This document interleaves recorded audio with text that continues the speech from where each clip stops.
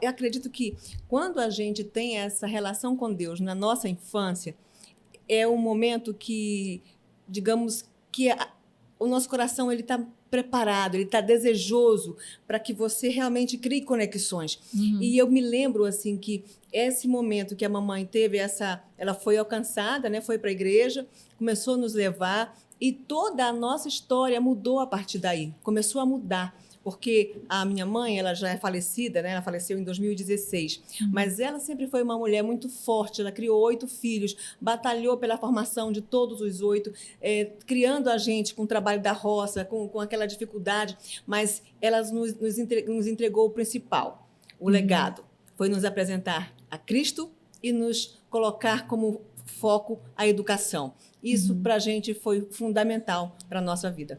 Sabe que na minha família é assim também. Minha mãe, que já traz da mãe dela, né, que os meus avós foram pessoas muito simples, mas eles sempre falavam isso, né? O principal é educação e você crer em Deus. E o restante a gente vai construindo durante a vida, mas essas duas coisas são fundamentais. Eu tenho muito cuidado de também tentar passar isso para minha filha, né?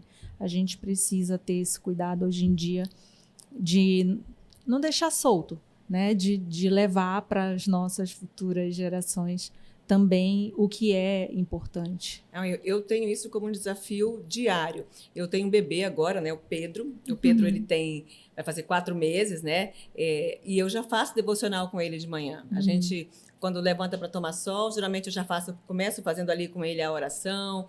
A gente canta um louvor. Eu leio a palavra com ele. Eu sei que aos meus olhos aqui ele não está entendendo ainda, mas o fato de ter aquele hábito, da gente já estar construindo isso juntos, eu tenho certeza que a palavra de Deus está florescendo no coraçãozinho dele e que essa rotina, esse hábito, ele vai ser conduzido com ele para a vida toda. Assim como também com os meus filhos, né, que são filhos biológicos do meu ex-marido, o Lucas e a Carolina. Eu também tinha muito esse cuidado de orar com eles, de falar de Deus, e sei que o pai deles também faz isso, porque esse é o momento que, quando você semeia a palavra de Deus na hora certa, né, ele vai encontrar um coraçãozinho ali ávido por entender, por perguntar, e eles fazem cada pergunta, né? E aí a gente vai contando as histórias, e tem histórias bíblicas, né, que a gente entende, né, que tem muito do sobrenatural de Deus, que para eles, assim, quando eu fui contar uma vez para o meu filho sobre a criação do mundo, e quando eu terminei de contar como Deus tinha feito Adão,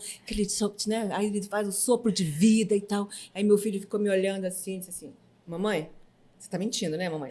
Confessa, né? Você está mentindo. E aí foi tão engraçada a posição dele me olhando, me encarando, e eu comecei a rir. Não, filha, a mamãe não está mentindo. Aí contei de novo. Ele esperou o pai dele chegar para poder confirmar se era verdade. Porque tem histórias, né, que já para eles não faz muito sentido, porque a Bíblia ela é assim, né? Tem muito do sobrenatural de Deus e que eles vão entendendo à medida que vão crescendo. Mas a hora certa de semear é desde pequenininho. Sim.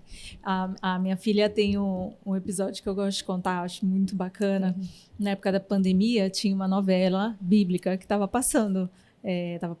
Era Gênesis, se eu não me engano, que era na Record, passava. E eu ficava assistindo e às vezes eu deixava ela ver, outras vezes eu não deixava ela ver porque tinha alguma coisa um pouquinho mais forte. E aí, quando eu não deixava ela ver, ela ia na Bíblia dela, de criança, e ia pesquisar o que era. E depois ela voltava e falava para mim: eu já sei o que vai acontecer. Eu não vou dar spoiler para você. Eu achava divertidíssimo aquilo.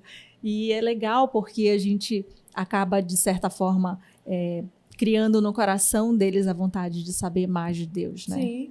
Isso é fundamental para a vida inteira. Exatamente. Né? Eu acredito muito nisso.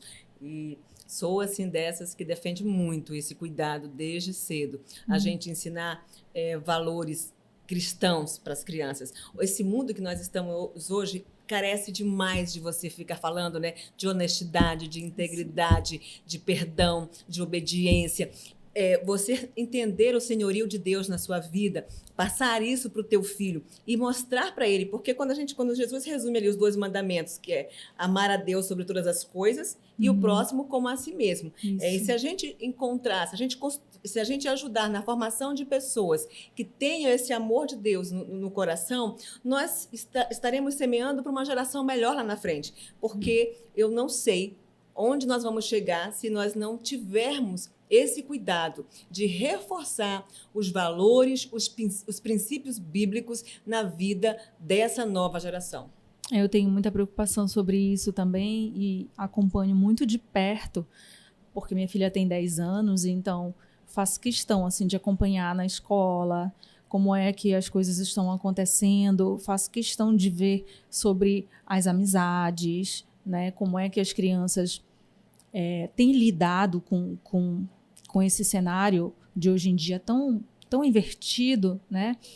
E é triste de ver que, às vezes, crianças novas, né, são crianças de 10 anos e, às vezes, com a cabeça já tão virada.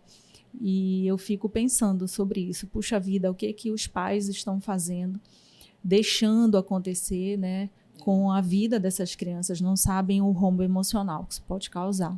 As influências hoje, né, que o telefone celular na palma da mão, ele te traz o mundo inteiro ali, e para o bem e para o mal, né? E as influências, porque no meu tempo, pelo menos, eu vou aqui vou fazer 50 anos já ano que vem, então o universo que me influenciava era extremamente restrito e pequeno. Hoje, o universo que pode influenciar os nossos filhos, nós não temos nem ideia da quantidade de pessoas se nós não ficarmos vigilantes, se a gente não colocar controle, né? Porque é o influencer tal, é a brincadeira que um outro começa. E, novamente, falando de você ter, que eu comecei falando aqui, de tentar ser aceito naqueles grupos. Você começa a achar que sua família é careta, que se você não tiver princípios fortes ali de ensinamentos e de diálogo muito bem trabalhado dentro de casa, o que vai acontecer? Essas pessoas vão achar sempre que o que está fora de casa é melhor do que o que eu estou ensinando aqui. Então, a gente precisa ter esse relacionamento sólido. Eu acredito que o papel de pai e de mãe, ele nunca foi tão necessário quanto agora, de termos esse cuidado, essa atenção, de se voltar para eles e aprender a deixar um pouco o nosso... Porque cansa, porque a gente chega do trabalho, não é tarefa fácil, mas, ao mesmo tempo, é uma missão, que eu digo assim, extremamente recompensadora, porque a gente ama aquelas pessoinhas, né? É o que tem de mais valor, tem de maior valor que Deus nos entregou para cuidar. E se nós entendemos isso, nós estamos aqui como administradores, né? Nós não somos donos de nada, tudo pertence a Ele, inclusive os nossos filhos. Exato. Ele nos dá para que nós possamos cuidar. Então, Ele também nos capacita para isso, mas nós precisamos ter essa vontade de dizer, Senhor, eu quero cuidar dessa pessoa. Hoje eu vou estar cansada, mas eu vou tirar um tempo, ou realmente priorizar um tempo de qualidade com os filhos.